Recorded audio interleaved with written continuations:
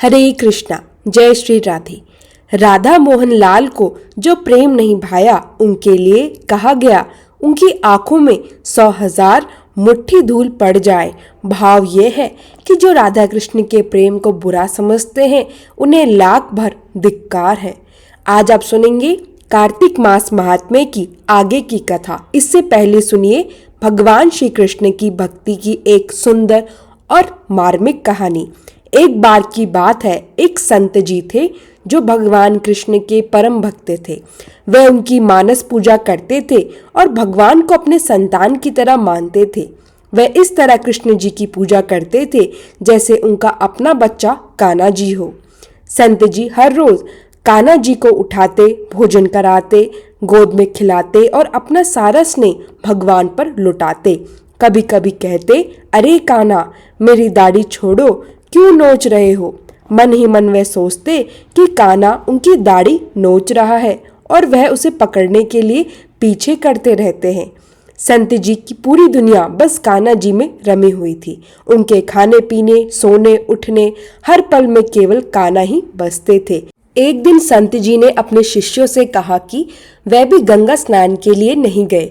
शिष्यों ने कहा, गुरुजी, आप काशी चले जाओ, क्योंकि काशी में अंतिम समय बिताने वाले या अंतिम संस्कार करने वाले लोगों को मोक्ष और विष्णु लोक की प्राप्ति हो जाती है। लेकिन संत जी ने सोचा, कान्हा जी तो अभी बहुत छोटे हैं, मैं उन्हें घर अकेले कैसे छोड़ सकता हूँ। इसलिए संत जी बार बार निर्णय करते रहते, लेकिन उनके मन में कान्हा जी का भाव उन्हें रोकता रहता। कान्हा जी भले ही दिखाई न देते थे, लेकिन उनके मन में बालक कान्हा हमेशा उपस्थित रहते। धीरे धीरे समय बीता। संत जी वृद्ध और कमजोर हो गए, लेकिन उनका नटखट कान्हा हमेशा 7-8 साल का बालक ही रहा। संत जी की भक्ति ऐसी थी कि उनका सारा वात्सल्य बालक रूप के कान्हा पर केंद्रित था। समय बीतते बीतते संत जी वृद्ध और कमजोर हो गए, लेकिन उनका मन और भक्ति हमेशा कान्हा में रमी रही। एक दिन संत जी ने स्वर्ग सिधार गए। जब उनके शिष्य उन्हें अंतिम संस्कार के लिए ले जाने लगे तो तभी एक सुंदर 7-8 साल का बालक वहां आया। उसके हाथ में गंगा जल का घड़ा था। बालक ने कहा, मैं इनके मानस पुत्र हूँ, इनके अंतिम संस्कार की जिम्मेदारी मैं ही लूंगा। हमारे हिंदू धर्म में तो माना जाता है, अगर किसी की मृत्यु हो जाए और उसकी संतान हो तो उसका अंतिम संस्कार सिर्फ वही करे। संत जी के पास तो कोई सजीव पुत्र नहीं था, लेकिन उनका मानस पुत्र केवल भगवान श्री कृष्ण थे। बालक ने संत जी को गंगा जल से स्नान कराया, माथे पर तिलक लगाया और अंतिम संस्कार विधि पूर्वक संपन्न किया। इस अद्भुत बालक में एक दिव्य तेज और आकर्षण था।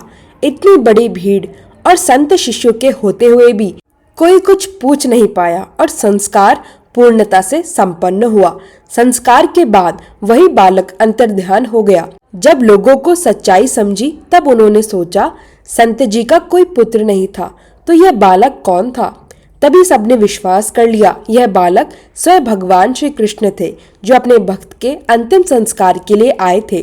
कहावत है, अगर भक्ति सच्ची हो तो कान्हा जी किसी न किसी रूप में अपने भक्त की इच्छा और भक्ति पूर्ण करते हैं।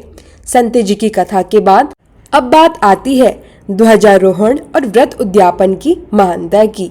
किसी भी मंदिर में ध्वजारोहण करने से भक्त को अद्भुत पुण्य मिलता है। यदि श्रद्धा पूर्वक ध्वजारोहण किया जाए तो व्रत का पूर्ण फल प्राप्त होता है। श्री सूत जी महाराज ने कहा, अगर किसी में उद्यापन की सामर्थ्य नहीं है तो कुछ ब्राह्मणों को भोजन करा दे।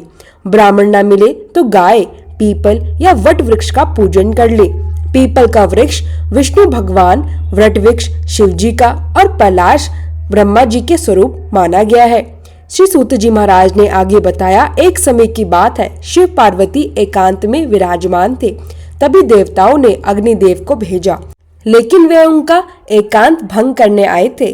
पार्वती जी क्रोधित हो गई और कह दिया, तुम सब वृक्ष रूप हो जाओ। तब विष्णु जी गाय में जाकर पीपल और शिव जी काशी में अक्षयवट और ब्रह्मा जी पलाश रूप में विराजमान हो गए। इसलिए आज भी पीपल और वट वृक्ष का पूजन होता है। ऋषियों ने पूछा, शनिवार को पीपल पूजन क्यों होता है, रविवार को क्यों नहीं। श्री सूत जी ने कहा, समुद्र मंथन के समय 14 रत्नों में कौस्तुभ और लक्ष्मी जी प्राप्त हुई। लक्ष्मी जी ने कहा, मेरी बड़ी बहन दरिद्र पहले विवाह करे। भगवान विष्णु ने उनकी बहन उदालक ऋषि को सौंपा। दरिद्र रंग में काली, नेत्र लाल और बाल बिखरे होने के कारण कुरूपा थी, लेकिन वह मुनि के आश्रम में रहने के बजाय उस स्थान पर रहना चाहती थी जहाँ चोर, जुआरी और ब्राह्मणों का अपमान करने वाले लोग रहते थे। उदालक ऋषि दुखी हुए और बोले, मैं तुम्हारे लिए उचित स्थान ढूंढकर आता हूँ। थोड़ी देर बाद दरिद्र ने रोना शुरू कर दिया।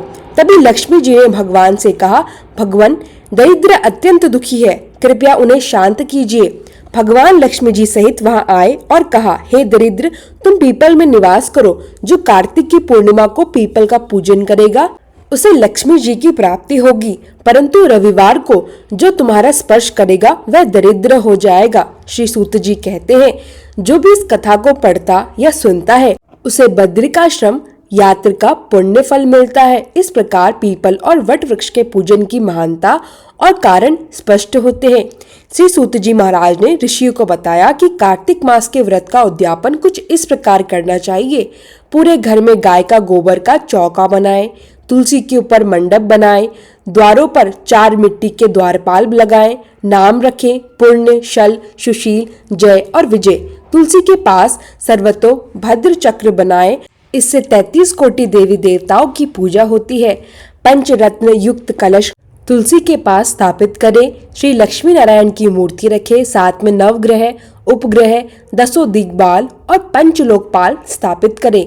स्वस्ति वाचन करें और गणेश जी, विष्णु जी आदि का षोडशोपचार पूजन करें। इसके बाद भगवान को पीले रंग की सुंदर रेशमी पोशाक पहनाएं, शैया का दान करें, ब्राह्मणों को भोजन कराएं, गौ माता की पूजा और यदि संभव हो तो गौदान करें। एक ब्राह्मण को पत्नी सहित घर पर आमंत्रित करें, उन्हें शुद्ध सात्विक भोजन कराएं, उन्हें वस्त्र, आभूषण, पात्र और दक्षिणा भी दें, उन्हें प्रणाम करें और आशीर्वाद प्राप्त करें। ये सब कार्य श्रद्धा पूर्वक करने से व्रत का पूर्ण फल मिलता है और विष्णु लोक की प्राप्ति होती है। श्री सूत जी महाराज ने कहा है, यदि उद्यापन की सामर्थ्य ना हो तो ब्राह्मणों को भोजन करा दे। ब्राह्मण ना मिले तो गाय, पीपल या वट वृक्ष का पूजन कर ले। इससे व्रत का आशीन फल की प्राप्ति होती है। अब हम सुनेंगे तुलसी माता की आरती और तुलसी जी की चालीसा। जय जय तुलसी भगवती सत्यवती सुखदानी, नमो नमो हरि प्रेयसी श्री वृंदा गुण खानी। श्री हरि शीश विरजनी देहु अमरवर अम्ब, जनहित है वृंदावनी अब न करो विलंब।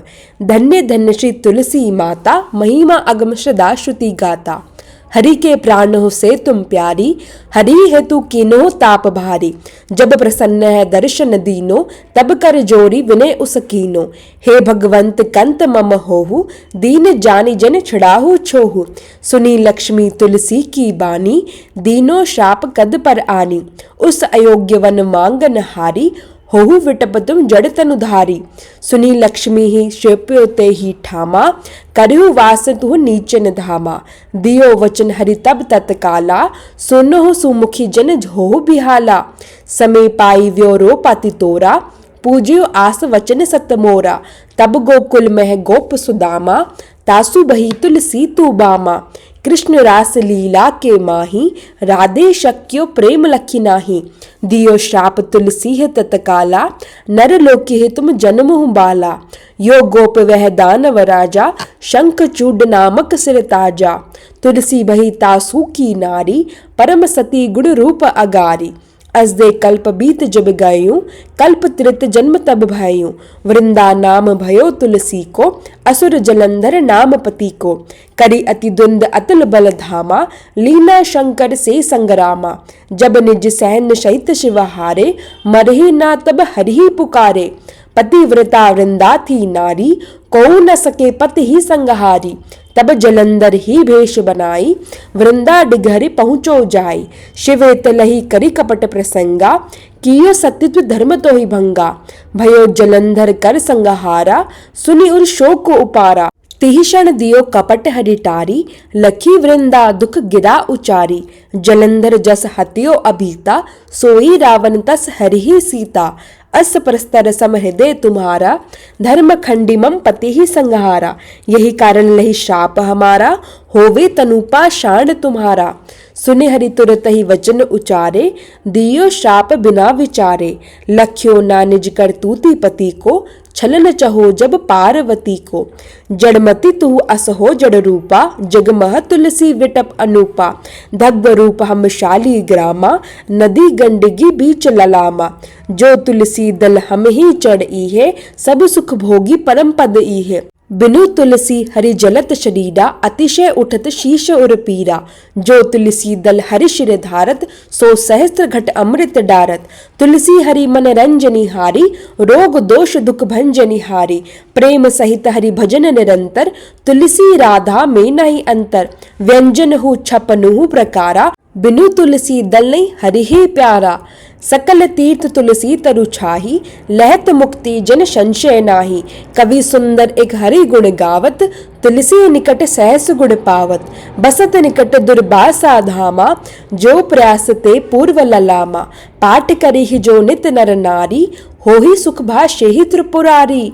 तुलसी चालीसा पढ़ही, तुलसी तरु ग्रह धारी। दीप दान करी पुत्र फल पावे ही, बंधु नर नारी। सकल दुख दरिद्र हरिहार है, परम प्रसन्न। आश्रय धन जन लड़ही, ग्रह बसी पूर्ण अत्र। लाही अभिमत फल जगत मह, लाही पूर्ण सब काम।